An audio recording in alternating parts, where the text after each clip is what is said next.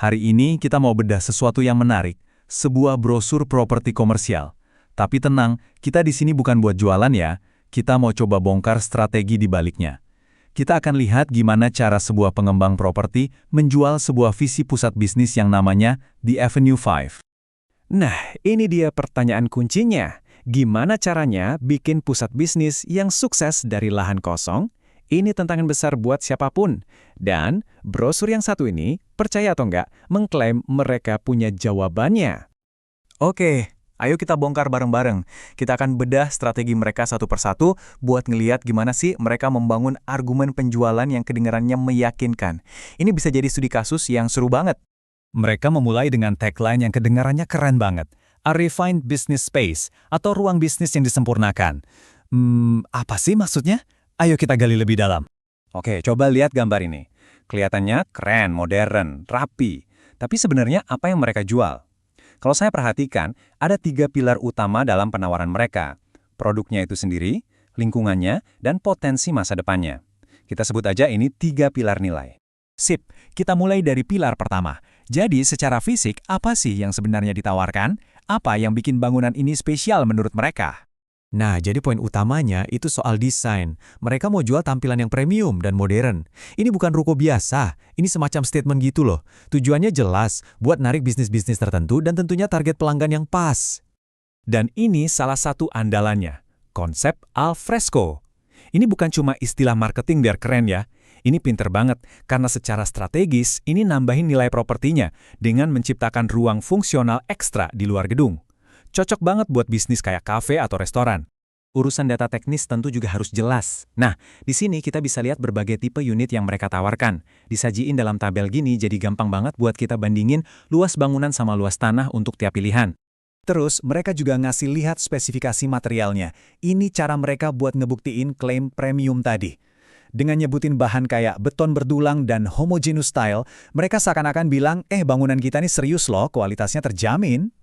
Oke, bangunan bagus sudah. Tapi kan itu belum cukup ya. Nah, disinilah pilar kedua masuk. Dan ini yang paling penting.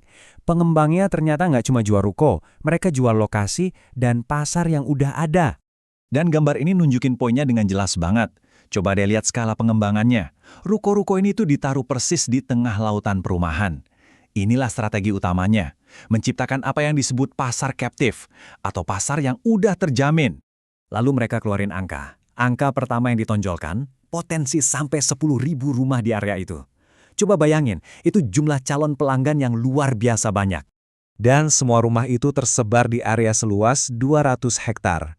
Jadi ini bukan cuma soal jumlah, tapi juga soal skala dan kepadatan komunitas yang bakal dilayani sama pusat bisnis ini. Nah, ini dia jantung dari pilar kedua. Risikonya jadi kecil banget kan? Pasarnya udah ada di depan mata. Para pebisnis di sini nggak perlu nunggu pelanggan datang dari jauh. Pelanggan mereka ya tetangga sendiri. Ini jurus jualan yang kuat banget. Oke, kita lanjut ke pilar terakhir, yang ngomongin soal apa yang akan datang. Ini soal nilai investasi jangka panjang, konektivitas, dan potensi pertumbuhan. Di sini, mereka pakai kutipan langsung dari brosurnya buat nge-highlight janji masa depan. Rencana akses SkyTrain ini pancingan besar banget. Ini janji kalau akses bakal lebih gampang, dan tentunya nilai propertinya bakal naik terus. Tapi ini bukan cuma soal janji dan mimpi masa depan ya. Mereka juga nekanin kalau sekarang pun lokasinya udah sangat terhubung. Nah, peta ini jadi bukti visual dari klaim lokasi strategis mereka. Dan biar makin yakin, mereka sebutin nama-nama besar yang kita semua tahu. Mall terkenal, rumah sakit, sekolah, sampai akses tol utama. Ini bukti nyata kalau kawasan ini udah hidup dan berkembang, bukan proyek terpencil di antah berantah. Jadi, setelah kita bongkar semuanya, apa nih kesimpulannya? Strategi penjualan mereka bisa kita rangkum pakai kerangka 3 pilar nilai yang tadi kita bahas. Yuk, kita rangkum cepat. Pertama, produk yang solid, bangunannya modern, speknya berkualitas. Kedua, lingkungan atau ekosistem, pasar yang udah jadi, tinggal garap. Dan ketiga, potensi, janji pertumbuhan nilai di masa depan, berkat infrastruktur yang udah ada dan yang akan datang. Nah, ini dia poin paling penting dari semua ini. Mereka tuh gak cuma jual sebuah bangunan.